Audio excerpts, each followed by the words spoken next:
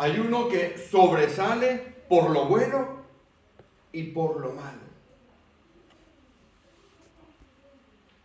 Que Pablo se lo consigue por esas cosas que serían de alguna manera casualidades, pero que nosotros sabemos que no existen y cuya historia arranca por allá en Hechos de los Apóstoles, capítulo 19. ¿Me acompañan, mis hermanos, a Hechos de los Apóstoles, capítulo 19?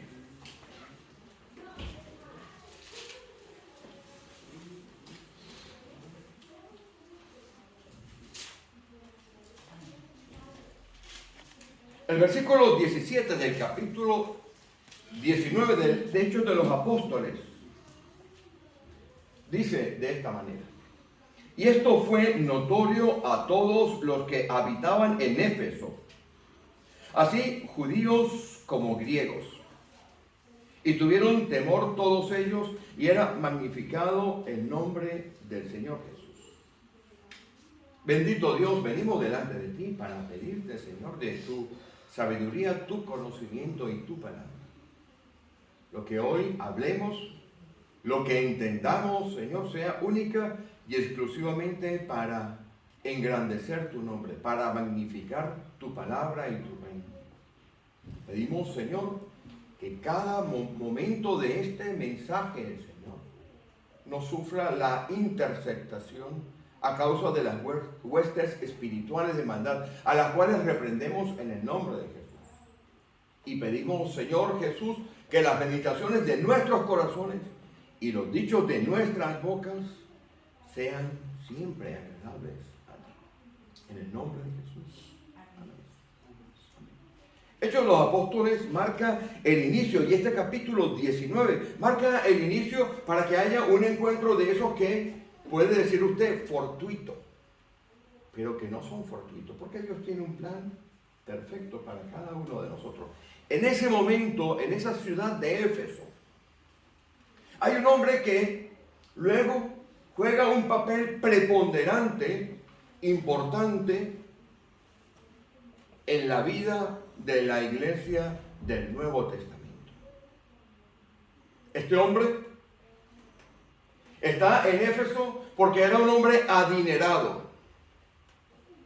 Era un hombre que sabemos que era adinerado porque tenía una casa lo suficientemente grande como para acomodar a una congregación.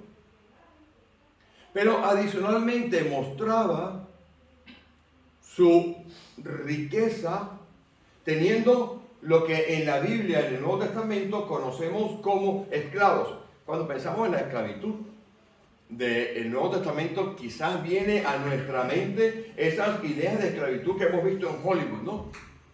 Gente con grilletes en el cuello y en las piernas. Esa esclavitud que es bastante reciente. Esa esclavitud que empezó con esos asaltos allí a África para llevar a estas personas presas y cautivas para América. Pero ese tipo de esclavitud no era la esclavitud en la fecha romana. Aun cuando sí, efectivamente, había excesos. La esclavitud era algo como cuando usted tiene una persona que se cría en su casa y que llega a ser para usted muy querido o muy querido, pero que por las reglas sociales usted mantiene a distancia. Seguro que si nosotros miramos a nuestros países, conoceremos casos así. Personas que en nuestros países entregan a otras personas que en teoría pueden dar una mejor educación o cuidado de unos hijos, van y entregan a los hijos para que sean criados o para que sirvan en aquellas casas desde pequeños en servicios y en oficios domésticos. Seguro que lo conocemos. Pues bueno, una figura así es la figura de los esclavos que tiene este hombre. Este hombre conoce a Pablo por allá en el año 53, cuando va a Éfeso, porque vive muy cerca de Éfeso, vive en una ciudad llamada Colosas. En esa ciudad, en Colosas, este hombre vive una vida de tranquilidad, y de, podríamos decir, de opulencia, pero tiene algo importante. En su casa se hospeda una iglesia. Y resulta que Pablo nunca pudo ir a Colosas, pero mantenía una relación epistolar cercana con este hombre, con su hijo y con la esposa de este hombre. Y por allá por el año 60, 59 de nuestra era, Pablo está preso en Roma. Está preso porque él, que había estado preso algunas otras veces, está predicando el evangelio, le pillan, le golpean y él apela al César y le envían a Roma y se constituye aquel sueño de Pablo de toda la vida de tener una iglesia en Roma. Ahí es cuando se la hace, porque el mismo Señor, y lo pueden ver en los últimos capítulos de Hechos de los Apóstoles, le pone una casa con la iglesia y ahí está Pablo predicando el evangelio. Y un día, por la mañana, tocan la puerta de aquella casa de Pablo en Roma. Era un jovencito. Era un joven que había sido criado en una casa allí en la ciudad de Colosas. Había conocido que en esa casa se predicaba el evangelio. Sabía con certeza que Aristarco, uno de los que estaban allí, era el pastor de otra iglesia cercana. Era una familia que él conocía, en la cual él había servido, que conocía al Señor, una familia entregada a Dios. Pero un día este joven decide que tiene que cambiar su suerte, que él no quería seguir siendo un esclavo, y aprovechando con toda seguridad un descuido, roban todo lo que pueden y sale corriendo a toda velocidad al lugar más lejano que había desde Colosas, que era Roma.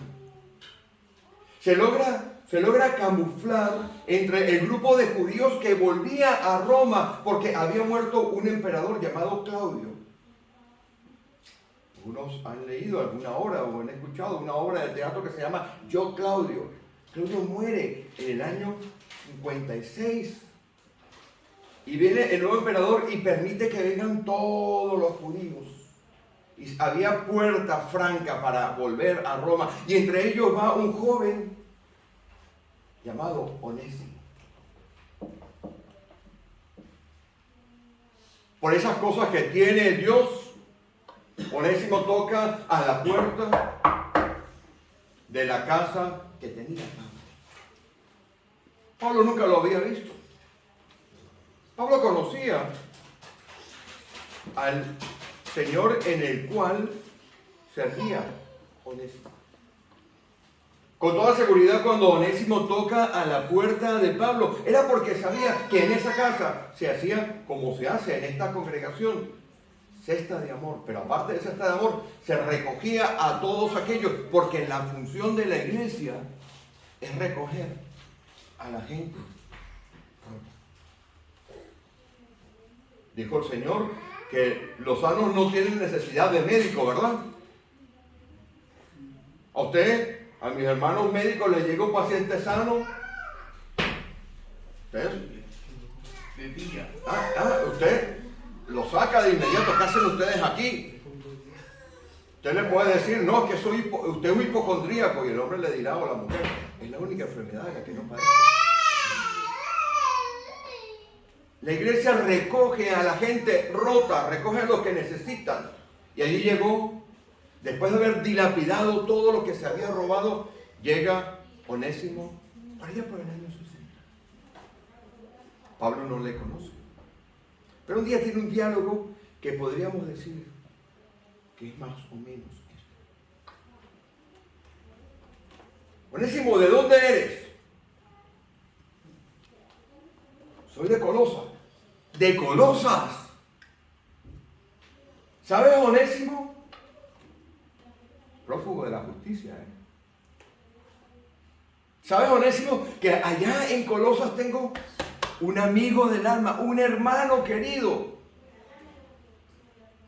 Pues sí, Pablo. Yo lo sé. Me está usted hablando de Filemón. No me digas, Onésimo, que tú conoces a Filemón. Ese Filemón que había recibido la predicación del Evangelio cuando Pablo había estado allá en Éfeso y se convertía a la gente y había milagros. Una iglesia sin poder. ¿No conviene? Convence. No cambia a la gente, solamente el poder de Dios que puede cambiar a la gente. Pocos años después de aquel encuentro, Filemón va a su casa y abre su casa para que se instale allí una iglesia. Y Pablo, diciéndole, oye, qué maravilla que tú conoces a mi amigo, mi hermano del alma, Filemón. Voy a aprovechar y como tú eres de allá y conoces dónde vive y es tan complicado mandar una carta, voy a pedirte que lleves una carta.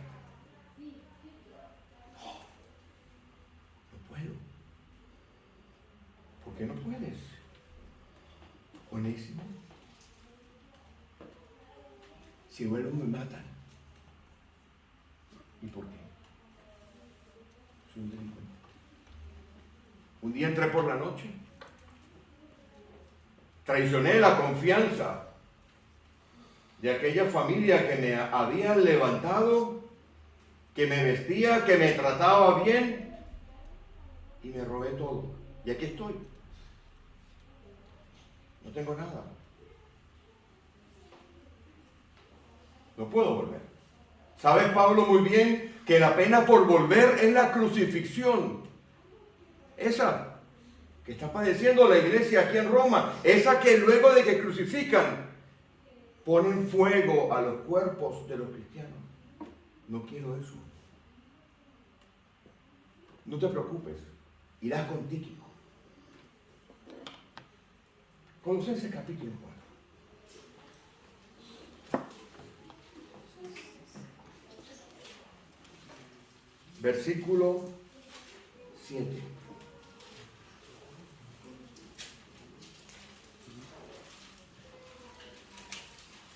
Colosenses 4:7. Esta carta la envía Pablo a la iglesia en Colosas. Pero son dos mensajeros que van aquí.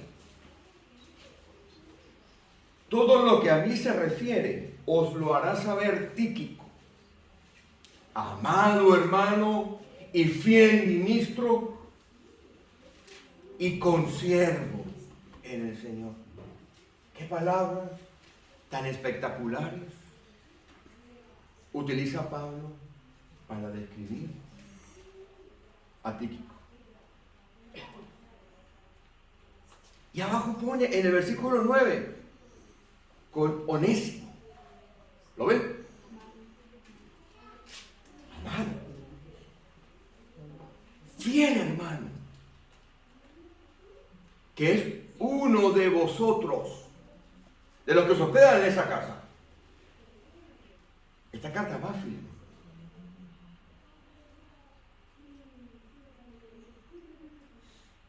Me imagino que el viaje fue así.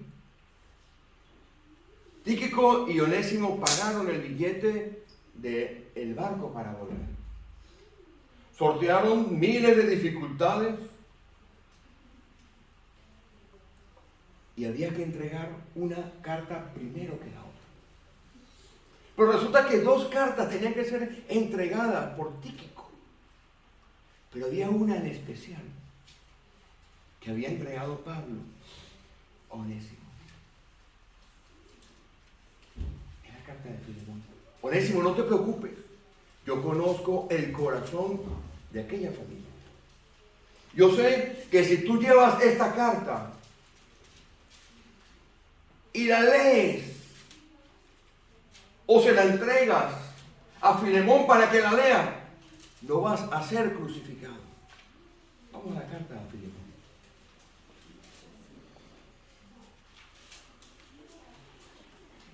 Aquella mañana estaría en la terraza de su casa romana en Colosas, Filemón tomando el desayuno, tomando el fresco del desayuno de aquel mes de septiembre, probablemente del año 60 de nuestra era.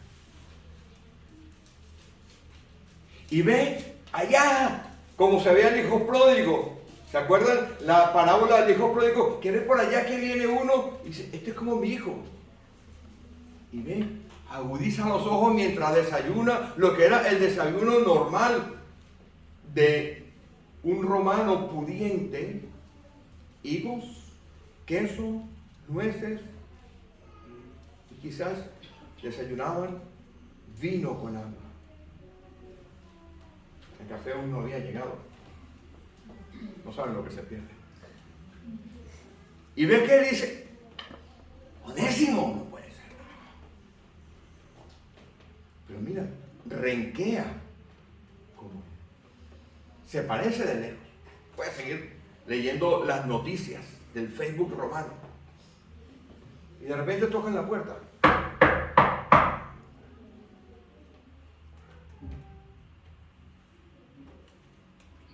Abre la puerta y se consigue a Onésimo, el esclavo ladrón y fugitivo, el que merecía la muerte, se lo consigue de frente. Y Onésimo lo primero que dice, espera, no me mandes a matar. Tengo una carta de Pablo. ¿De Pablo? Onésimo, ¿tú conoces a Pablo? Me ha predicado el Evangelio. ¿Qué? ¿A dónde? He ido a Roma. ¿A Roma? Roma está a 2.600 kilómetros de aquí. Sí, he ido allí.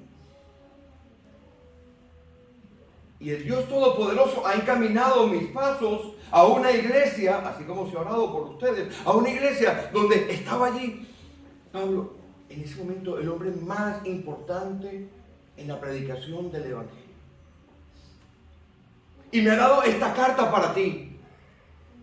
Por favor, te ruego que la leas antes de que hagas cualquier cosa.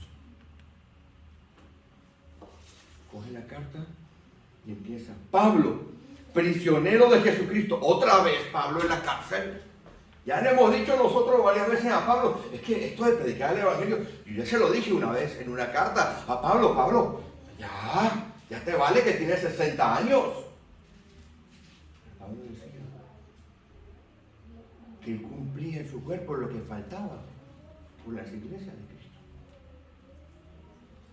Pablo decía que él se entregaría como sacrificio, como libación.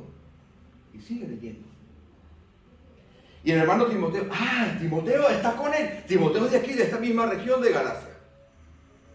El de Listra. Acá lo conocemos a su madre.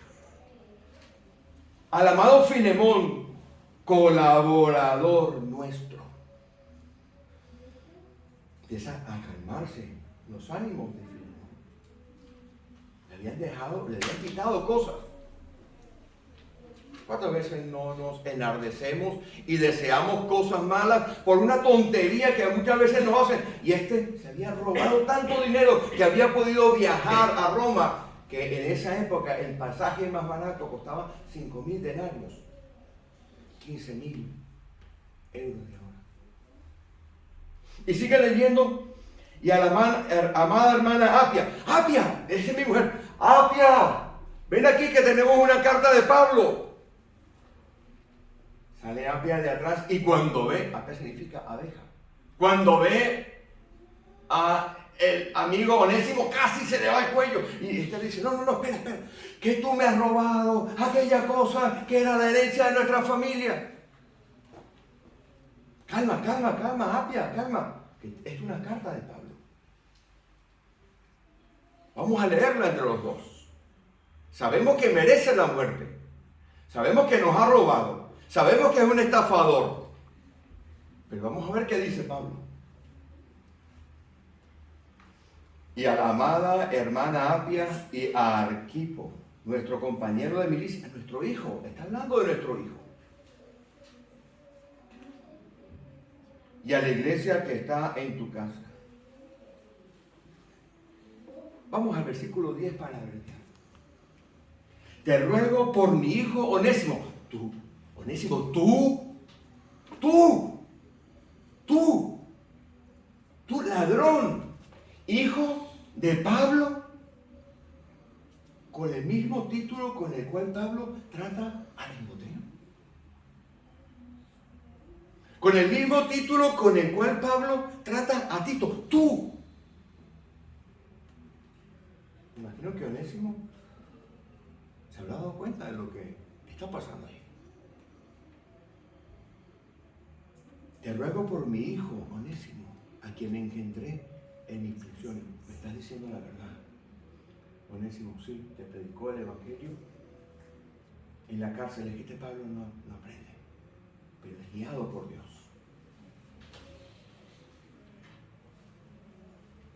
Sigue leyendo Pablo y por allí en el versículo 19 dice: yo pagaré todo lo que te ha hecho este hombre, yo te lo pagaré. Versículo 18: si algo te dañó o te debe, ponlo en mi cuenta. Apia, este es Pablo, no vamos a dudar de eso. Si Pablo dice que todos los 30 o 40 o 50 mil euros que este se robó, los va a pagar, Pablo los va a pagar. Y nos está diciendo que lo va a pagar, lo va a pagar. Onésimo, puedes ir otra vez a aquella habitación de los sirvientes. Y cuando Onésimo va saliendo, Apia, que era una lectora importante de las cartas, dice: pero espera, aquí hay algo más. Versículo 12. Recíbele como a mí mismo. Filemón, ¿estás leyendo lo que ha puesto Pablo? Si Pablo estuviera aquí, ¿tú enviarías a Pablo a dormir con los sirvientes? No, Apia, no. Yo le enviaría a Pablo a dormir con los sirvientes. Entonces, Pablo nos está diciendo que lo recibamos como él mismo.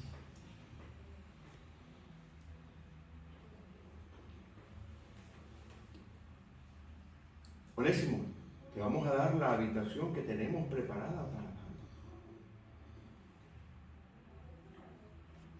Onésimo, tú eres como Pablo para nosotros. Onésimo, ¿qué te gustaría cenar? Ese pabellón o esa bandeja paisa que usted prepara, señor Apia, me la puede hacer hoy. Eso hace Jesucristo con nosotros.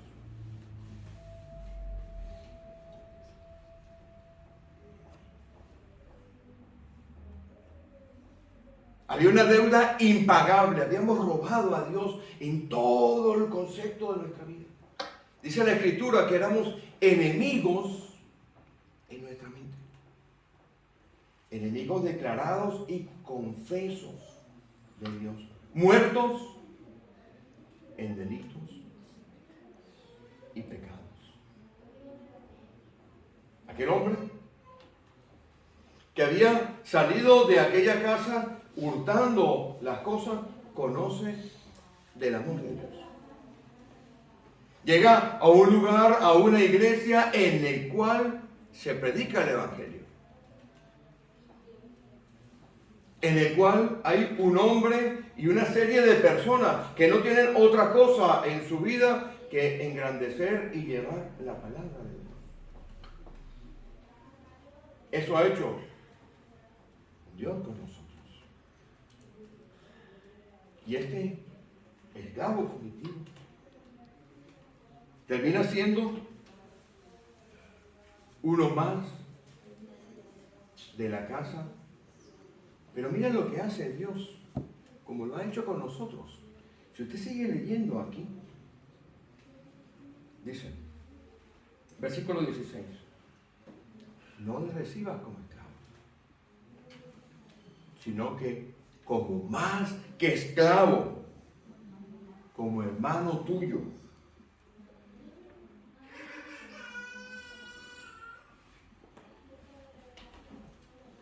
¿Qué hacemos nosotros con los que nos hacen daño? ¿Qué hacemos nosotros con los que nos hieren? Con los que no nos saludan, con los que no nos miran, con los que no se acomodan a nuestro criterio de cómo tienen que ser las cosas. ¿Actuamos como el Señor actuó con nosotros? ¿O simplemente aplicamos la ley del hierro y consideramos que no merecen ni el perdón, que no merecen ser igual a nosotros? Fuentes nos dicen que aquella iglesia de Colosa, con la venida de Onésimo, que había pasado un tiempo conociendo a Pablo, empezó a cambiar. Y Pablo conocía de este Onésimo, porque si usted va a Colosenses en el capítulo 2, en el capítulo 4, las últimas porciones de Colosenses,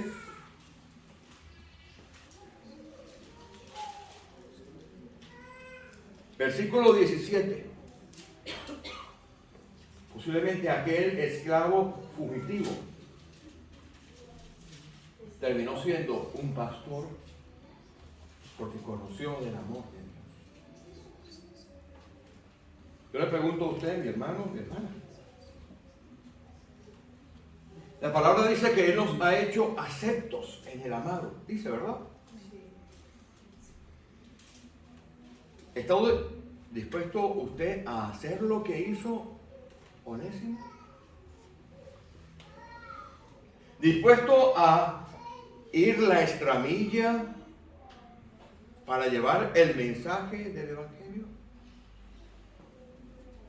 ¿Está dispuesto usted a hacer lo que vemos en esta breve epístola que hemos leído? El amor, el perdón, el compañerismo, la coinonía, la amistad, la restitución que ha hecho Dios con usted.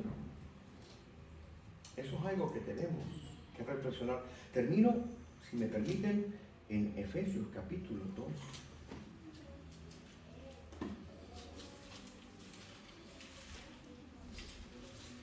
Efesios capítulo 2. Otra carta que también llevó, pero esta vez Tíquico.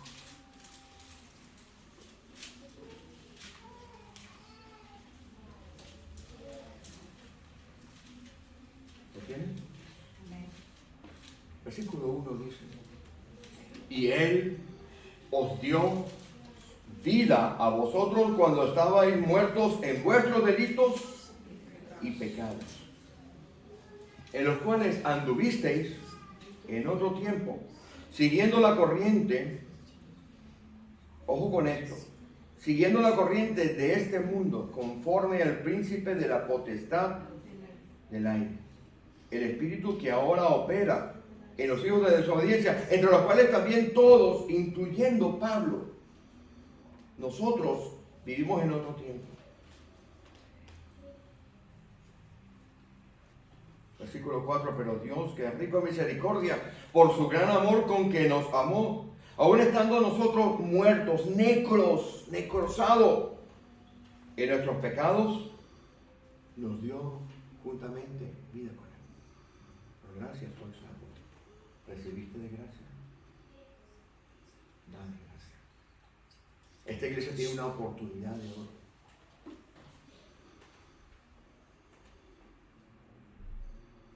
Una oportunidad de servir a Dios en cada hora, en los donde y donde Dios le envíe. Pero requiere que tengamos Onésimos, Filemones, Apias y Pablos. Amén. Bueno, vamos a terminar.